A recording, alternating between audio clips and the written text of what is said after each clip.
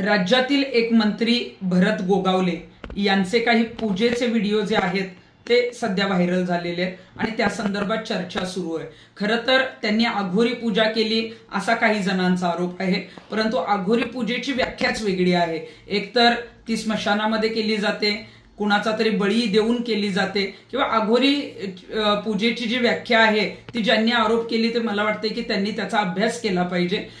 मी भरत गोगावलेंना कधी भेटले नाही, परंतु मला आपल्याला आवर्जून सांगायचंय की आपण जेव्हा धार्मिक पूजा करतो, यज्ञ करतो, तेव्हा पंडितांना, पुजाऱ्यांना बोलवतो आणि तशीच एक जी सर्वसाधारण पूजा आहे, धार्मिक पूजा, ती त्या व्हिडिओमध्ये केलेली असावी अशा पद्धतीचं जे आहे ते सगळं चित्र दिसतंय। परंतु सध्या ते राजकारणात मंत्री आहेत, त्यांना रायगडचं पालकमंत्री व्हायचंय, त्यामुळं कदाचित त्यांना बदनाम करण्याचं षडयंत्र काही लोकांनी सुरू केलेलं आहे।